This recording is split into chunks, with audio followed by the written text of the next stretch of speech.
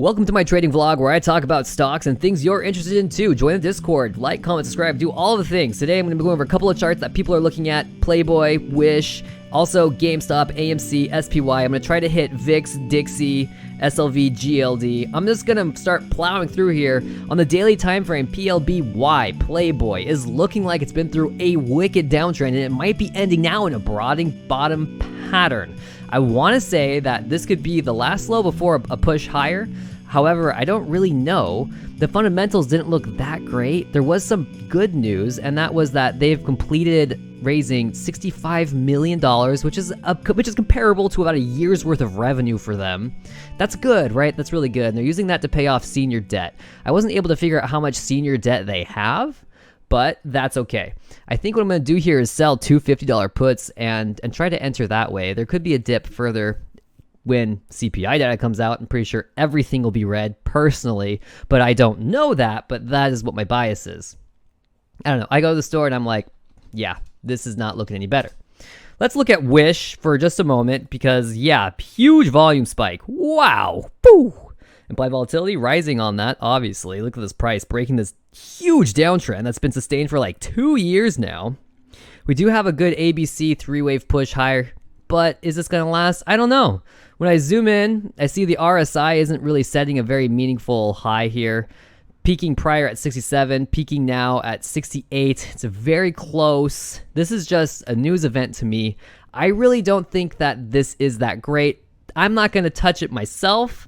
No, thank you. Let's go into GME and AMC, and I'm going to load my Elliott wave style here, which is going to really clean everything up.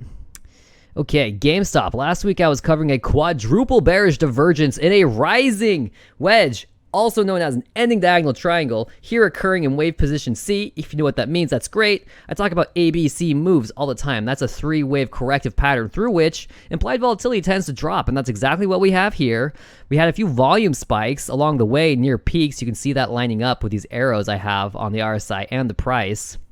So for me, this dump, this was due, this was called for, and I am expecting a low somewhere down here towards $15 once again before we see the next rally.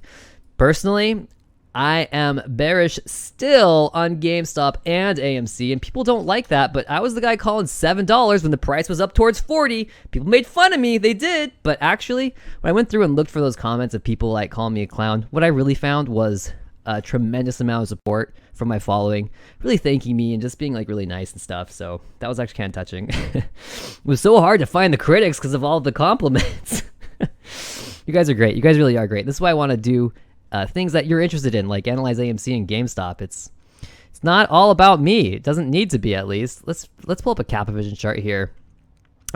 Recently, I've seen the ABC correction push higher in this stock, and we had an ascending broadening wedge, and when the price broke down, I said, hey, we're probably coming back down to the beginning of the pattern at $4.97 near $5.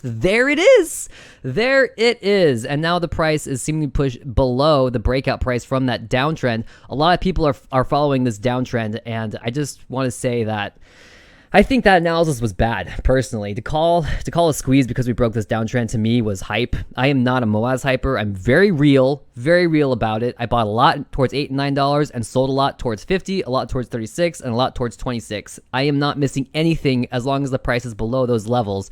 I was able to correctly forecast these price movements in AMC and GameStop with a lot of accuracy. It's impressive. Not necessarily what I can do, but how Bulkowski chart pattern analysis and Elliott wave analysis together can be used to forecast price movements. I don't make stuff up. I'm trying to use the analysis that other people have developed and not sell you hype, not get you into being a bag holder, and not celebrating that we're dumb. That's not my style. Let's go take a peek at SPY while we're going along the way here. I have a few key levels, and they're all right next to each other. There's so much uncertainty until the price breaks below 393 or above 431. Until then, we could be extending sideways for a very long time, an extended period of time, which would be incredibly uncomfortable. Everyone's getting ready for a big move, and that includes myself, and I think that's going to be down. But we need to be very prepared for an extended correction sideways. Zooming in on this chart, you're going to see that there is a channel through here. You might be calling cap. That's a flag. That's a bull flag. It's not a bull flag. There's no flagpole. This is a measured move up or an ABC correction pushing higher, and you can see those notations in yellow here. And certainly thus far, the price is following a downward channel. And maybe I need to actually just adjust this channel a little bit so it's a little cleaner. This is not making me too excited yet. I think if you wanted to draw a chart pattern through here, you could probably find something other than a channel. But to me, this looks like we could be going in for a push and a test of 418. Honestly, it does. There's a lot that could go on here, and I could still be bearish for quite a while. It's just grinding sideways, so I don't want to take too much time on it. The relationship with SPY to the dollar, which is going to have a dollar sign in front of it and the ticker symbol there because it's an index. You're going to see I have a massive falling wedge. This is bigger than the falling wedge you're seeing other retail traders drawing, and that's because mine is also incorporating Elliott waveform analysis, which is going to tell me the structure of the chart pattern, not just connecting dots blindly, but studying the structure of the pattern, the modality. How is this pattern being formed, and what does that tell me? And it tells me that the dollar is in a bounce. I've been waiting for a bounce for a long time. The dollar did come down much further than I anticipated to, but we did finally get this breakout, and we're now starting to set a new uptrend. But still, we're going to need to get a high above that 103 level before we start targeting 105 and 107. As soon as we do get above that 103 level, yes, I am looking for these levels. And I think what's going to drive this strength in the dollar is going to be key with inflation. If inflation is bad, the Fed will raise rates. The dollar will rise. SPY will drop. It's that simple, I think. Let's go look at VIX.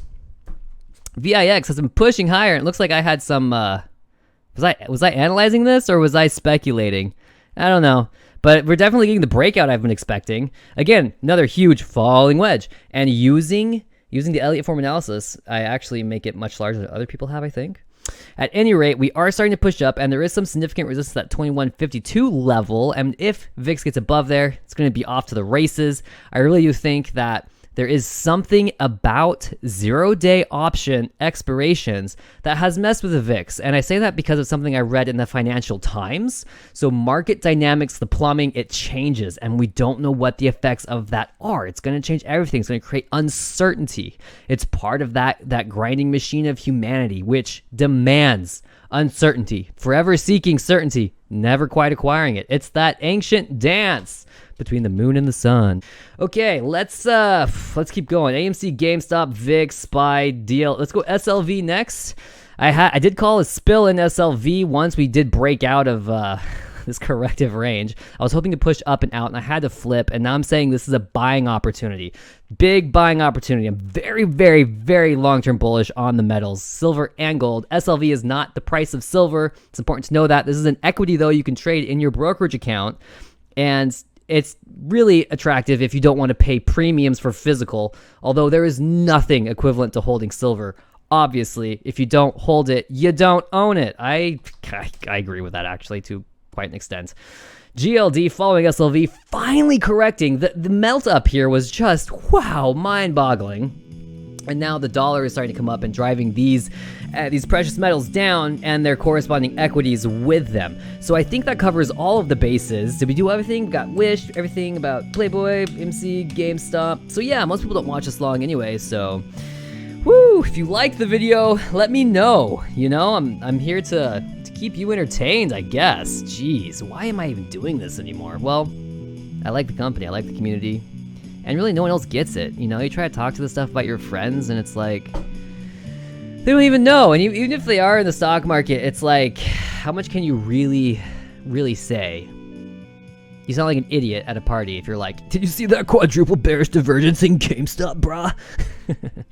Anyway, I'm out.